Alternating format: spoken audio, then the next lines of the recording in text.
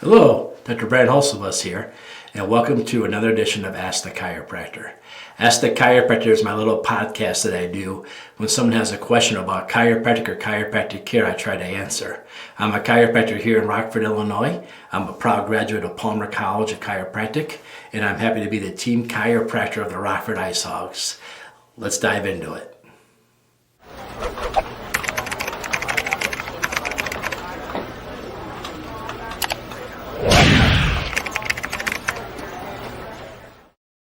Well, hello, I'm Dr. Hulsebus. Thanks for joining my podcast.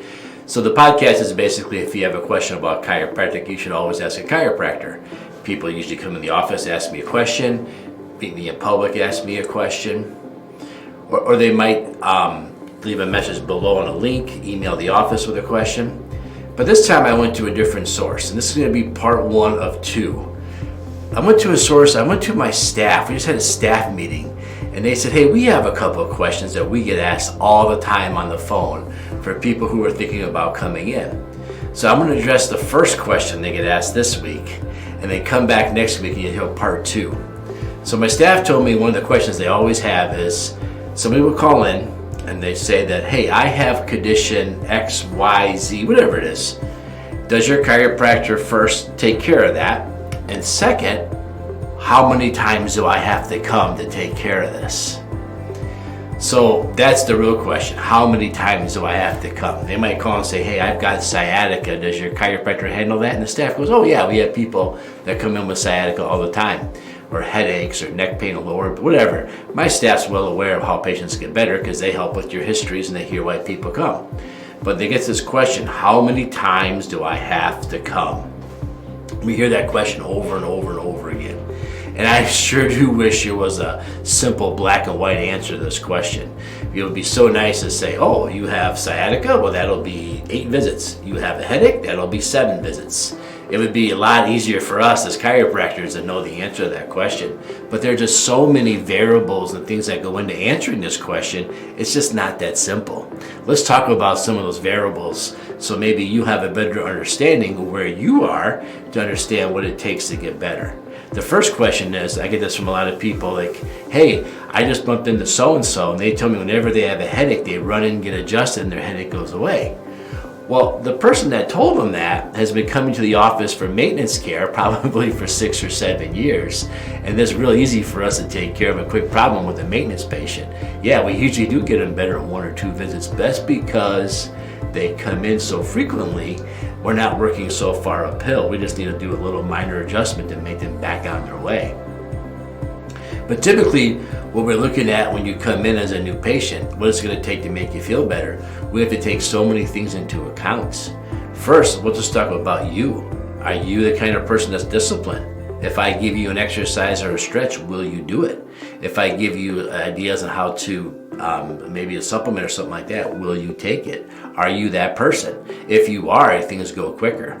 And if you already are doing those things and you already have an exercise program and you already are pretty healthy and you already understand what a healthy lifestyle is, you have to come a lot less. You get rewarded for those things. But if you're somebody who doesn't work out, the only time you sweat is because you don't work out and you get up off the couch and you're going to sweat because that's how badly you work out. And if you're somebody who never eats right, never takes care of their nutrition, or you're somebody who has a tremendous amount of stress, right? Maybe you do these things, but maybe you have a tremendous amount of stress in your daily life, or maybe your personal life are going through things. Well, those things work against us now. It takes longer to get you better than if you didn't have that emotional stress, or if you weren't already doing physical and chemical and emotional stress that are positive.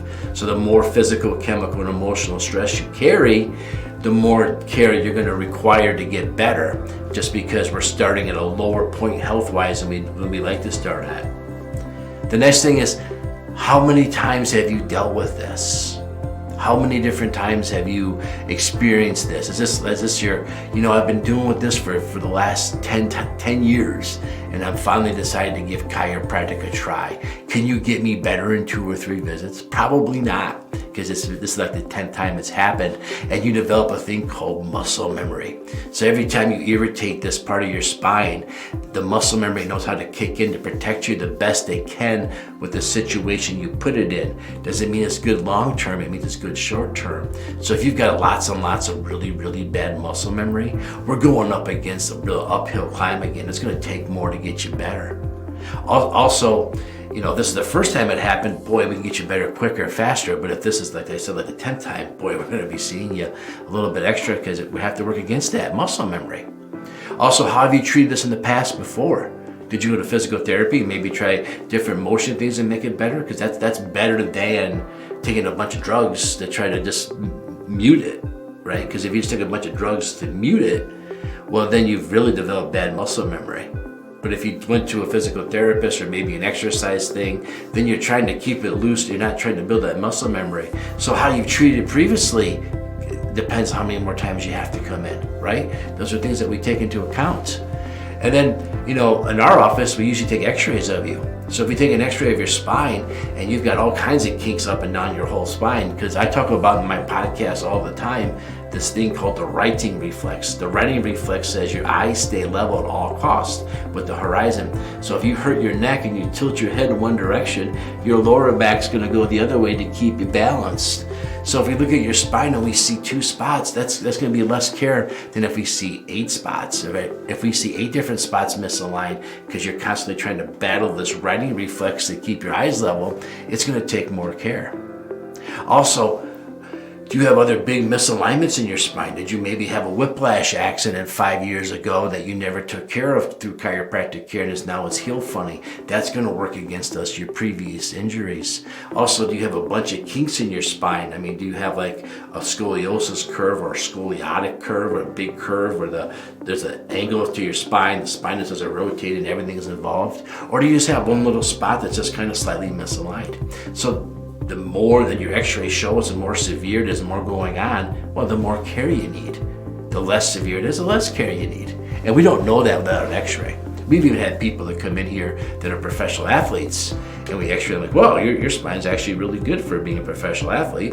We have other professional athletes, we x-ray like, holy cow. So we don't really know these things until we actually look at your x-rays. So x-rays are a huge clue. Not only that, but do you have any bony changes to your spine? We see some people have a really bad curve in their lower back, and so like their L5 or L4, all the weight only hits one side of it, like the left or right side. And there's a thing called Wolff's Law, Wolff like the dog or the animal, and Wolff said that the more stress you put on the bone will start to reshape and restructure to accommodate that stress. If you come in and take your x-ray and you've got this mal-shaped vertebrae because of all the stress you've put on it, it's going to take a little extra than if you just had normal shaped vertebrae. Again, maybe waiting to do chiropractic as a last result and then coming in and saying, hey, I only want to come, you guys have like 4 times to fix me. I've waited 14 years to come in, but I'm only going to give you 4 shots to help me. I don't even accept those patients because it's just not realistic. I'm not saying that person has to come 40 times, but it's just not realistic. So how long you wait to get care, how many instances you've had in the past, the overall health of your spine, those are huge clues that we all use. Not only that, but what about your disc? Have you started getting arthritis? Remember, when 2 vertebrae move or get misaligned, what we call a subluxation, the body will try to freeze those in order to prevent further injury. But when they're not moving, they're frozen, the disc starts to dehydrate and go away. And as the disc dehydrates and goes away, those vertebrae come closer and closer together. And as it happens, it becomes more and more unstable. And the body starts throwing calcium around there to help protect it. Because this is going to be the body believes is a chronic issue. Because you waited too long to go to the chiropractor. And you start to get degeneration, that horrible word they say all the time. Degenerative disc disease. It's not a disease, it's just a dehydrated disc. And you start the early signs of arthritis. Now, if you have that going on, is it going to be 1 or 2 visits before it goes away? Well, probably not, because you've got these big bony spurs that are now hyper-inflammatory. Hyper-inflammatory means it doesn't take much to make them hurt. So we're working uphill against that too. So what's a chiropractor to do? Well, when you call in, we say we don't know until we see you. And here in my office, You come in the first day, we do our evaluation of you, we probably take some x-rays of you, and we give you care. Then we have you come back like the next day or 2 days later, and then we see how you did, right? Because we don't know you. We don't know what you do when you're not here. Are you someone that exercise? Well, everybody tells me they exercise because they're hoping I'll tell them less visits, even though, you might as well be honest if you want the honest results, but everyone's going to tell me that. But we see the second day, then we see how you adjust. Are you loose? Are you easy to take adjustment? Was your body receptive to what we did? Did you have a bad night and inflammation because you have a lot of scar tissue in there? We find those results the second day after we see you. Then every chiropractor should sit you down for what we call a report of findings. We do that on our third visit typically, after we kind of know how you respond. And then what we'll do is we'll tell you what we think it's going to take to get you better. We need to see you X number of times for this number of weeks, and then we're going to take a break, do an evaluation, maybe teach you some exercises, some stretches, and then we're going to see you maybe once a week for X number of weeks as you're doing those to make sure you and them work together. And then we might back it off to every 2 weeks or maybe once a month for so long, just to make sure you're holding it. But again, there's no cookie cutter answer. It's going to take X number of visits, because I just went over the variables I can think of on the top of my head. If other chiropractors are watching, they're sort of like, dude, you forgot to mention this and this and this.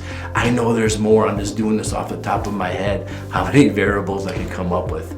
But again, not to be all negative, if you exercise and you've done, even some physical therapy a little bit, and you eat right, you have a good mental attitude, and you're willing to do the things we ask you to do, then we're cutting time down too. So even though I talked about some things make it longer, a lot of things make it shorter. So, that's the conversation you have to have, an honest conversation with your chiropractor to see where you are on the health spectrum, to how fast you can get better and turn everything around. So there you go. How many visits do I have to come? I just threw a ton of stuff at you about the variables. The best thing to do is ask the chiropractor. Hence the name of the podcast. So ask the chiropractor what the chiropractor thinks. And any good chiropractor should give you a layout of what they think you need. And if your chiropractor is not doing that, ask for it, or ask the chiropractor for another chiropractor. All right, so there you have it. Ask the chiropractor what we think it takes to get you better. And by the way, most patients, I tell them, you got to give me at least 6 visits to see if we're going in the right direction. Not 6 visits to fix you. Now, some people 4 visits, they're doing great. That's awesome, right? And that's incredible. We love it. But you got to give me at least 6 visits most of the time to make sure that we're actually moving in the right direction. All right. If you have a question for the chiropractor, go to rockforddc.com. That's rockforddc.com. You'll see my website. You'll see our previous blogs. And come back next week for part 2 of this. The second question my staff get asked the most on the telephone from patients calling in who are thinking about starting chiropractic care. All right, everyone. Thanks. And I will talk again next week.